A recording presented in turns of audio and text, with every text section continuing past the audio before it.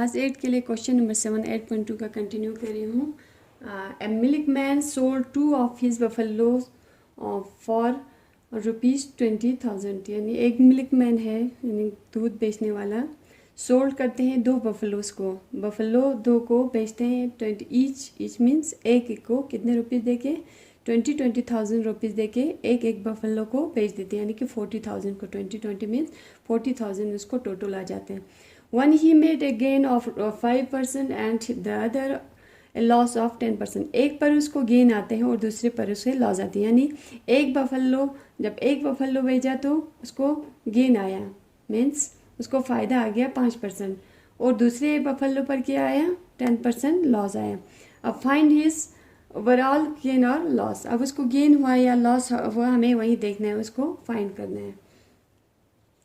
तो सॉल्यूशन यहाँ पे हिंट दिया हुआ है CP of each means cost price हमें पता नहीं। यहाँ पे सेलिंग प्राइस दिया हुआ है मीन्स मिल्क में सोल्ड मीन्स सेल किया, यानी कि जो कॉस्ट प्राइस दे के लाया था, हमने पैसा दे के लाया था, पहले से ले के था, अब वो सेल कर रहे हैं, इसका मतलब वो सेलिंग प्राइस हुआ। तो सेलिंग प्राइस दिया हुआ है, गिवन है, हमें कॉस्ट प्राइस हमें अभी पता नहीं है, तो हम लेट करेंगे पहले। फर्स्ट हम let the cost price of buffalo 2 है, तो हम फर्स्ट लिखेंगे यहाँ पे। ऐसे ही अब दोनों इकट्ठे करेंगे तो वो ठीक है। Let the cost price of buffalo second, एक को हम फर्स्ट रखेंगे, सेकंड रखेंगे, दूसरे को नाम रखेंगे। अब ये हुआ हमें कॉस्ट प्राइस। अब क्या हुआ कॉस्ट प्राइस में, अब ये सेलिंग प्राइस, हमें सेलिंग प्राइस देखो पहले। सेलिंग प्राइस कितना था 1 बफेलो का 20,000 ईच मीन्स 20,000 है। अब इसका भी मैं यहाँ से बॉर्डर लगा देती हूँ। अब सेलिंग प्राइस ऑफ बफेलो, ये आप पूरा लिख भी सकते हैं, मुझे स्पेस की कमी है तो मैं लिख नहीं पाऊँगी। तो रुपीज़ कितना है 20,000 ईच था, तो दोनों का 20,000 ये है, गिवन है। अब यहाँ क्या हुआ था, अब बफेलो फर्स्ट में क्या हुआ था, गेन हुआ था, तो हम क्या करेंगे, गेन देखेंगे हम। अब गेन कितने परसेंट गेन हुआ था 5% ऑफ किस पे, SP पे, नो SP पे नहीं, किस पे हुआ था, CP पे होते हैं। हमेशा गेन या लॉस देखना होगा, परसेंटेज किस पे देखते हैं, CP पे देखते हैं। CP हमें पता नहीं है, तो सॉरी यहाँ पे X लिखना था, लेट दे के मैंने X लिखा नहीं है। यहाँ पे Y या Z कुछ भी लिखो तो मैं Y ही लिख देती हूँ। Let the CP of buffalo, CP के बदले कॉस्ट प्राइस हमें बफेलो का कितना दिया हमने, X था, क्योंकि हमें पता नहीं था, तो किस पर हुआ, X पर। 5% के बदले 100 ऑफ X, 5 1 जा 5, 5 2 जा 2500, कितना आया, X 1 जा X, यहाँ X है, यहाँ 1 है, तो X 1 जा X, नीचे जो डिनोमिनेटर कितना रहा 20, तो ये क्या आया हमें, CP ने गेन ऑफ फर्स्ट बफेलो। अब इस दूसरे इसमें क्या हुआ था, लॉस हुआ था, लॉस कितने परसेंट का हुआ था 10%, किस पे, CP पे। CP हमें पता नहीं है, तो CP हमने क्या दिया था, लेट किया था Y। अब 10% ऑफ 100, परसेंटेज मीन 100, Y हमें पता नहीं है, सो ऐसे ही लिख देंगे। ये ज़ीरो कट कर दो, यहाँ पे 1 ही बच जाते हैं, तो Y 1 जा Y एंड डिवाइडेड बाय 10, नीचे डिनोमिनेटर सिर्फ 10 ही रह गए। ये हमें निकल गया गेन और लॉस निकल गए। अब हमें क्या देखना है,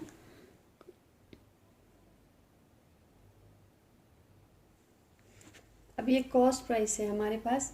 कॉस्ट प्राइस हमारी कितना है, cost price multiply cost price plus gain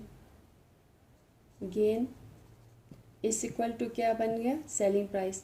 means अगर कॉस्ट प्राइस यानी जो ख़रीद के लाया था उस पर गेन आए कितना, यानी जो पहले पैसा था कितना हमें पता नहीं है, उसको हमने X रखा था, उसको हम x ही रखेंगे। प्लस गेन हमें कितना आया था, गेन 5% गेन आया, तो x बाय 20। अब ये किसके बदले किस के बराबर है, सेलिंग प्राइस के बराबर। मीन्स कॉस्ट प्राइस पहले था, उस पर गेन आया, इतने गेन आके हमने सेल किया था, यानी किसी को सेल किया था। पहले हमने 20,000 का लाया था, अब उसको हमने बेच दिया था। अब कितने में बेच दिया था वो हमें पता नहीं है, हमें उसी को निकालना है। तो SP हमारे पास कितना था, 20,000। अब क्या करेंगे, इसको 1 कर दो, क्योंकि डिनोमिनेटर ये है रैशनल नंबर का प्लस माइनस। मैं इसको भी रैशनल नंबर बनाती हूँ।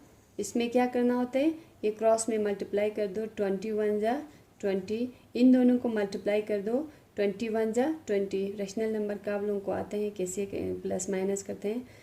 20x यानी 20 को x से मल्टीप्लाई करना है, प्लस यहाँ x1 जा x इज इक्वल टू 20,000।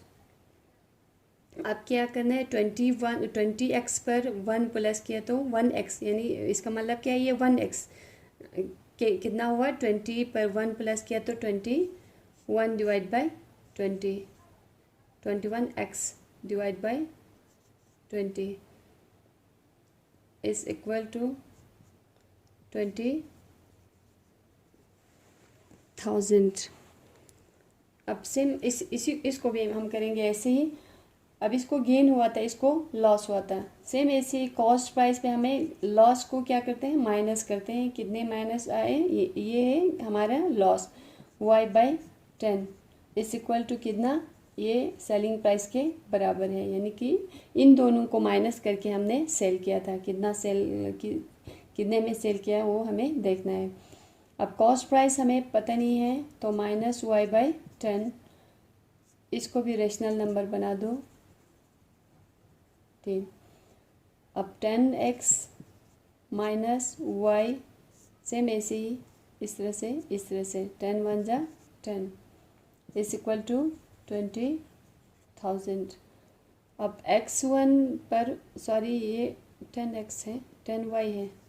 अब 10y पे 1 प्लस किया तो कितना आया, 11/10 इज इक्वल टू 20,000।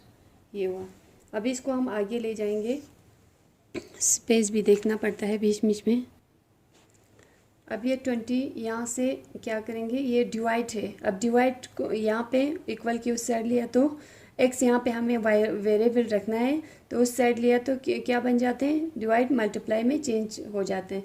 ऐसे भी कर सकते हैं आप लोग, ये ऐसे करके इस तरह से भी हम क्रॉस मल्टीप्लाई भी इस तरह से भी कर सकते हैं हम। जैसे कि 21x इज इक्वल टू, ये कितना आया, 0 तो 0 0 0 2 3 4 5 0 आया है, 4 2 2 जा 4, ये इसको आगे। तो सेम ऐसे ही इसको भी करेंगे हम, ऐसे ही क्रॉस मल्टीप्लाई करेंगे। यहाँ पे y है तो 11y इज इक्वल टू, यहाँ पे 0 1 2 3 4 5 0 1 2 3 4 5 0 एंड 1 2 जा 2, यानी 2 लाख हो जाते हैं। अब x इज इक्वल टू, ये कितना हुआ, ये मल्टीप्लाई है, 21 मल्टीप्लाई x है इसका मतलब, तो ये क्या हो जाते हैं, डिवाइड में चेंज हो जाते हैं। 1 2 3 4 5 1 2 3 4 5 डिवाइडेड बाई 21, मल्टीप्लाई किस में चेंज हुआ, डिवाइड में चेंज हुआ। सेम ऐसे वेरिएबल को इधर रखना है। अब नंबर को उस साइड ले जाएंगे तो क्या हो जाता है, डिवाइड मल्टीप्लाई में चेंज होता है, मल्टीप्लाई डिवाइड में चेंज हो जाते हैं। तो ये 11 हो गए। तो इसको थोड़ा आप लोग देख के बैठिए, फिर मुझे दूसरे साइड में लेना है। अब क्या करना है, x यानी कि 4 0 0 0, स्पेस नहीं है, मैं यहाँ पे पहले करके रखती हूँ, फिर बाद में मिटाना है मुझे। 21 को डिवाइड करना है। सेम ऐसे ही यहाँ पे y क्या था, 2 0 0 0 0 5 बार 0 है, 11 से हमें डिवाइड करना है। मैं ये डिवाइड करके रखती हूँ क्योंकि लेंथ ज़्यादा हो जाएंगे, बहुत ही लंबा। तो आप लोग देखिए, वीडियो बिल्कुल बड़ा हो रहे थे, लेंथी हो रहे थे, तो मैंने ये पहले से कर दिया मैंने खुद। तो डिवाइड करना आप लोगों को आते ही 8 क्लास के बच्चे हैं, तो मैंने डिवाइड करके ये फुल डिवाइड कर दिया। आप लोग अच्छे से देखिए और अपनी कॉपी पर ये उतार देना। मैं बस 1-2 सेकंड रखती हूँ ये, तो ये आप लोग अपने कॉपी पे उतार देना और ख़ुद भी कर सकते हैं आप ये अपने हिसाब से।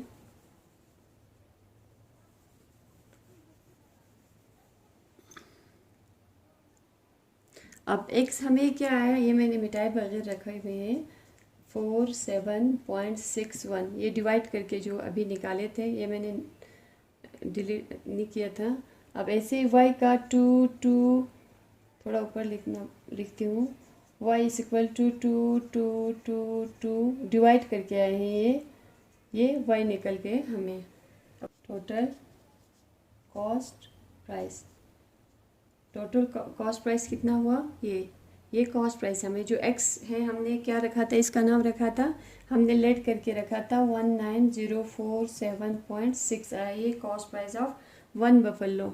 अब दूसरा बफेलो का कितना आया 22222.22, ये अब आया सेकंड बफेलो का। अब इन दोनों का क्या करेंगे टोटल, ये टोटल कितना आया करेंगे 213.678, यहाँ पे कितना आया 678.7894562